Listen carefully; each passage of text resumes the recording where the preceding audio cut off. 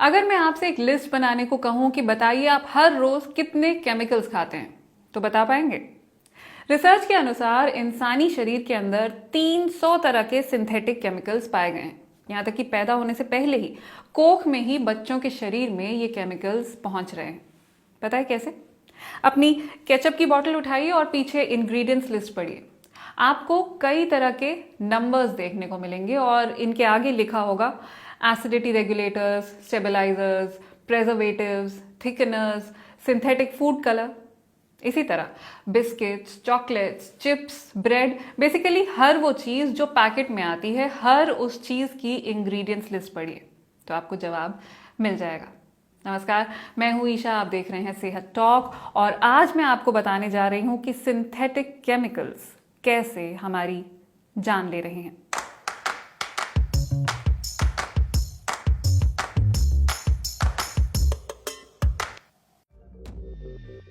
समंदर में रहने वाली व्हेल हो, बर्फ में रहने वाले पोलर बेयर या हम इंसान, सब एक मुसीबत से गुजर रहे हैं, घटती फर्टिलिटी। और इन सब की वजह है हमारी आबोहवा, हमारे खाने में मौजूद वो केमिकल्स जो हमारे हार्मोन्स पर हमला कर रहे हैं और हमें कैंसर जैसी बीमारियां दे रहे हैं। 2012 में WHO ने एक रिपोर्ट में इन रसायनों के खतरों से हमें आगाह किया था।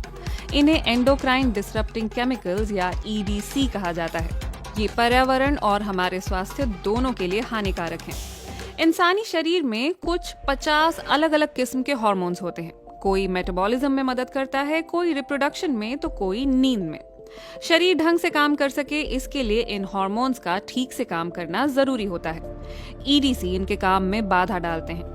वैज्ञानिक कुछ 1000 EDCs के बारे में जानते हैं। इनमें से एक है बिस्फेनॉल A, जो कैश रजिस्टर रिसीट्स और खाने के कैंस की कोटिंग में इस्तेमाल होता है। दूसरे हैं PCDDs, ये प्लास्टिक की प्रोसेसिंग के दौरान पैदा होते हैं। ये केमिकल्स हमारी फूड चेन में और इस तरह से हमारे शरीर में दाखिल हो चुके हैं। और भी हैं थैलेट्स, ये भी प्लास्टिक में मौजूद होते हैं, खासकर बच्चों के खिलौनों में। थैलेट्स के बाद नंबर आता है पैराबेन्स का, जो कि कॉस्मेटिक्स में और हमारी टॉयलेटरीज में मौजूद होते हैं। फिर हैं पेस्टिसाइड्स, इनमें भी EDC होते हैं। दूध के कार्टन, पैकेज्ड फूड की पैकेजिंग, क्लीनिंग एजेंट्स, डिसइंफेक्टेंट्स, ये सब भी इन रसायनों से भरे हुए हैं।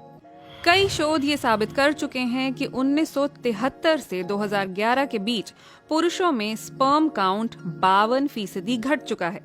वैज्ञानिकों का मानना है कि सिर्फ लाइफस्टाइल में बदलाव इसकी वजह नहीं हो सकता। एग्जैक्टली किस केमिकल से कितना बुरा असर होता है ये कहना भी आसान नहीं है, क्योंकि ऐसा नहीं है कि हम सिर्फ 2-4 EDCs के ही संपर्क में आ रहे हों। इसलिए अब कॉकटेल इफेक्ट पर रिसर्च हो रही है। इस रिसर्च में हिस्सा लेने वाले सभी लोगों के यूरिन में केमिकल्स मिले हैं और इनकी मात्रा सामान्य से 17 गुना ज्यादा पाई गई है। रिसर्चरों का मानना है कि इस वजह से लड़कियों में प्यूबर्टी 9 महीने पहले शुरू होने लगी है। गर्भवती महिलाओं पर भी इसका असर होता है और उनकी कोख में पल रहे बच्चों पर भी। रिसर्च में देखा गया है कि इन रसायनों के संपर्क में आने के कारण बच्चे बहुत देर में बोलना सीख पा रहे हैं। EDC का सबसे बुरा असर छोटे बच्चों और कोख में पल रहे भ्रूण पर पड़ता है। इनके संपर्क में आकर बच्चों को ऐसी बीमारियां हो सकती हैं जो जिंदगी भर उनका पीछा नहीं छोड़ती। फिर बारी है मोटापे और डायबिटीज की। लाइफस्टाइल और खराब डाइट इनकी 2 बड़ी वजह मानी जाती हैं। लेकिन रिसर्च दिखा रही है कि EDC भी इनके लिए उतने ही जिम्मेदार हैं। तो फिर खुद को इनसे बचाएं कैसे?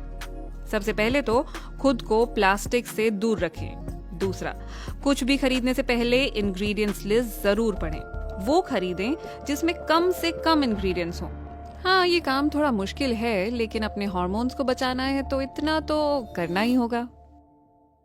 उफ, ये हार्मोन्स। हम अक्सर लोगों को ये कहते हुए सुनते हैं कि पहले के ज़माने में ये बीमारियां नहीं हुआ करती थी, वो नहीं हुआ करता था।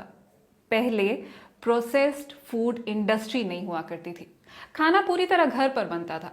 हमने अपने स्वाद और सुविधा के चक्कर में सिंथेटिक केमिकल्स को अपनी जिंदगी का हिस्सा बना लिया और अब इनसे निजात पाना नामुमकिन सा लगता है। फिर भी आप इनसे दूरी बनाने की कोशिश तो कर ही सकते हैं। आपके पास कुछ आइडियाज हो तो बताइएगा जरूर कमेंट करके। मैं मिलूंगी आपसे अगले हफ्ते। नमस्कार।